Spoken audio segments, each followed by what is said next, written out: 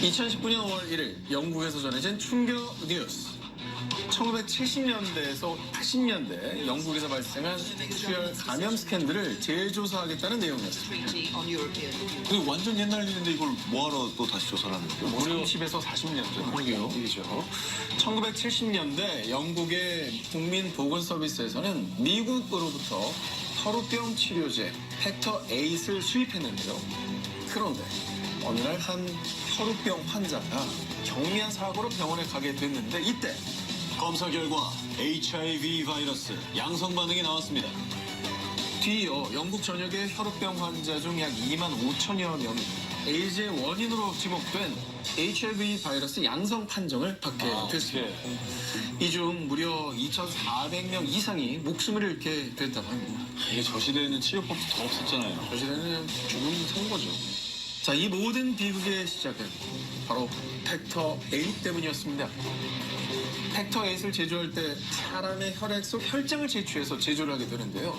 이 혈액 제공자들 중에 약물 중독자, HIV 바이러스 보균자 등이 포함이 되어 있었던 겁니다. 어마어마하다. 저 어떻게 한꺼번에 저렇게 처리를 해요? 철저히 격리를 시켜야지. 심지어 영국 한 유력지의 보도에 따르면 1983년경에 팩터 8에서 위험성이 발견됐지만 영국의 국민보건서비스에서는 계속해서 혈우병 환자들에게 약물을 투여. 1986년에 혈우병 환자 마틴 비어드가 팩터 8을 투약한 뒤 HIV 바이러스 감염이 됐는데 이를 보건당국도 알고 있었다고 합니다. 이거 왜 은폐를 한 거죠, 그러면? 쉬쉬한 거네. 사실 이게 사건을 더 키우고 환자들을 더 고통받게 하는 거고 빨리 정정을 했으면 제2제3의 또 피해자가 나오는 거 아닙니까? 결국 지난 2017년 영국 테레사 메이 총리는 수혈 감염 스캔들은 절대 일어나서는 안 되는 비극이었습니다. 이렇게 특별조사팀을 만든 뒤 당시 사건의 진실을 제대로 규명하겠다고 발표. 그리고 2019년 4월 30일부터 런던을 포함한 전국의 피해자들로부터 증언 수집을 시작했다고 합니다.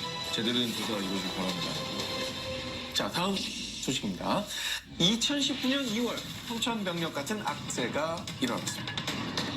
자, 중국 질병통제센터의 보고에서 중국 혈액 제제 인리업체인 S제약회사에서 백혈병, 간염 등 면역결핍 치료를 위해 만든 정맥주사용 면역 글로불린에서 HIV 바이러스 양성 반응이 나왔다라고 밝힌 건데요. 중국이 또 한 번 공포에 휩싸이고 아까 이제 아이 예방접종 얘기 나왔잖아요. 그러니까요. 이런 게 한번 돌면 수혈을 받을 수 있겠냐고요. 뭘까죠? 찝찝해서. 그런데요, 현재까지 면역 글로불린이 어떤 경위로 HIV 바이러스에 감염됐는지에 대한 원인은 밝혀지지 않은 상황입니다. 그런데 면역 글로불린의 원료가 사람의 혈액이라서요. 있던 에이즈 감염 환자 혈액이 함께 사용된 것이 아니냐라는 추측이 나오고 있는데요.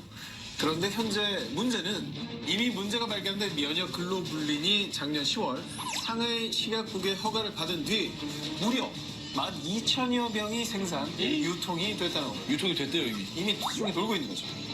에이즈 감염 방치 스캔들이 발생하자 중국인들은요. 한 달 전에 아이가 투여를 받았는데 너무 불안해요. 이번 일만큼은 절대 그냥 넘어가서는 안 됩니다. 하면서 불안감과 분노에 휩싸인 상태입니다.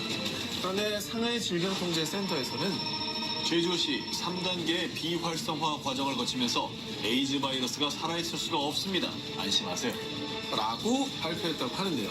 하지만 이미 면역 글로불린에서 HIV 바이러스 양성 반응이 나온 이상 사람들은 당국을 신뢰하지 못하고 있는 상황이라고 합니다.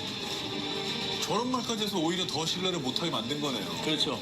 이미 나왔는데 뭘 그럴 수가 없다는 소리를 뭐하러 해요. 말도 안 되는 얘기구만.